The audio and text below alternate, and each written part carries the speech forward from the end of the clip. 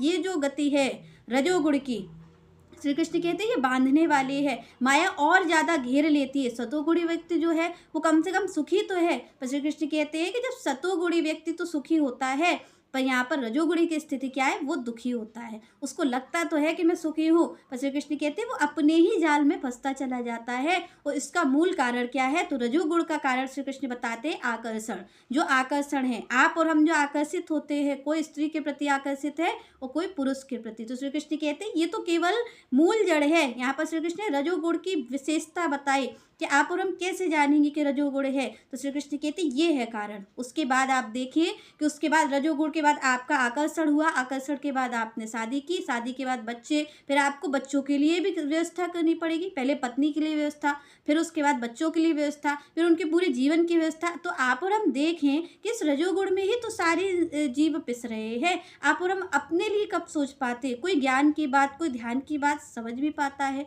तो श्री कृष्ण कहते हैं कि यहाँ पर जब स्थिति सतोगुणी की ऐसी है कि वो मेरी प्राप्ति नहीं कर सकता, तो श्री कृष्ण कहते हैं कि रजोगुणी व्यक्ति के बारे में फिर क्या कहा जा सकता है कि वो कैसे मेरी प्राप्ति करेगा, क्योंकि वो तो कभी ये विचार ही नहीं कर पाता है। श्री कृष्ण कहते हैं वो तो केवल केवल अपनी मान प्रतिष्ठा में लगा रहता है कि किस तरीके से मैं इस संसार में मान सम्मान पाऊँ, किस तरीके से मैं अपने परिवार का पोषण कर सकूँ। श्री कृष्ण कहते हैं उसी में ही उसकी सारी गति लगी रहती है। उसकी जो सहज गति है वो किस में है, इसी चीज़ में है। इसका मूल कारण क्या है, तो श्री कृष्ण कहते हैं इसका मूल कारण है आकर्षण, क्योंकि वो आकर्षित होता है। यहाँ पर सतोगुणी व्यक्ति की क्या है, उसका आकर्षण किधर है, ज्ञान की तरफ। वो ज्ञान लेना चाह रहा है, वो ज्ञान की प्राप्ति करता है।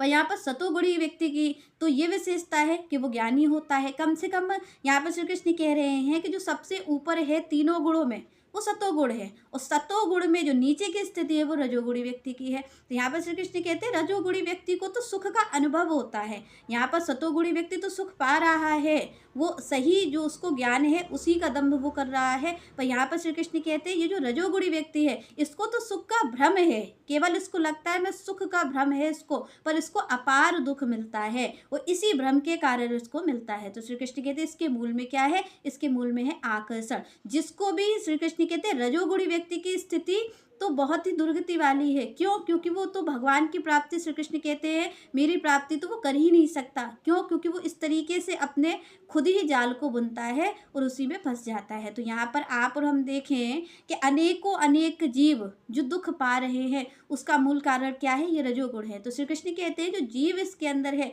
वो तो दिव्य है, उसका इससे कोई लेना देना नहीं है। आप और हम ये सोचते हैं कि हमने क्या पाप किया है, पर श्री कृष्ण कहते हैं ये जो प्रकृति के द्वारा आपको दिया गया ये जो शरीर है, उस शरीर में आपके अंदर ये जो रजोगुण उत्पन्न हुआ है यही आपके दुख का कारण है। तो श्री कृष्ण कहते हैं कि यहाँ पर जब सतोगुण मेरी प्राप्ति नहीं कर सकता, सतोगुणी व्यक्ति को जो ज्ञानी है जो यहाँ पर सुख का अनुभव कर रहा है, ज्ञानी व्यक्ति को जब मेरी प्राप्ति नहीं हो सकती, तो जो रजोगुणी है जिसको ज्ञान का तो कोई होश ही नहीं। आप देखिए आजकल जो संसार में लोग हैं, क्या आप और हम ये कभी शुद्ध कर भी पाते हैं कि कोई भगवान भी है, और अगर हम भगवान के पास जा भी रहे हैं तो हम किस लालसा से जा रहे हैं। श्री कृष्ण कहते हैं कि जो रजोगुणी व्यक्ति है वो किस चीज़ की लालसा रखता है, आनंद होने की। वो ये चाहता है मुझे सुख की प्राप्ति हो जाए, मुझे ये चीज़, मुझे उसको ये लगता है अगर स्त्री मिल जाएगी तो मैं सुखी हो जाऊंगा, ये धन संपदा जो मिल जाएगी तो मैं सुखी हो जाऊंगा। पर इसके मूल कारण में जो वो ये सोच रहा है कि किसी स्त्री से, किसी धन से मैं सुखी हो जाऊंगा, इसके मूल कारण क्या है, अज्ञान। यहाँ श्री कृष्ण कह रहे हैं कि सतोगुणी व्यक्ति जो है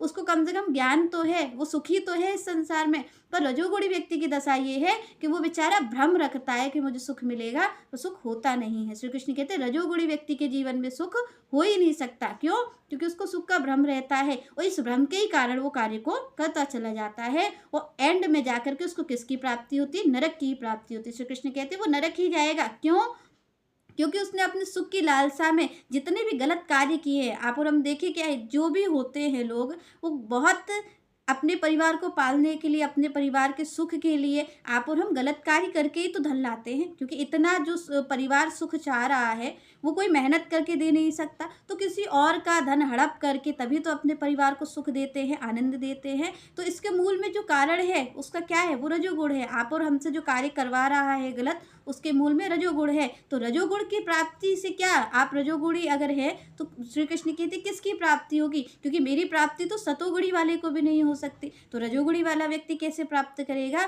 तो श्री कृष्ण कहते हैं कि उसको क्या होता है, उसको फिर अलग लोकों, जो नरक है उसकी ही प्राप्ति होती है। उसको ना तो वैकुंठ लोक की प्राप्ति हो सकती है और ना स्वर्ग की, क्योंकि स्वर्ग के लिए भी आपको अच्छे कार्य करने होते हैं। तो श्री कृष्ण कहते हैं इस तरीके से वो सकाम कर्म में लगा रहता है और यही कारण है उसकी दुर्गति का, और यही कारण है उसके दुख का। चलिए नेक्स्ट चर्चा हम नेक्स्ट वीडियो में करेंगे।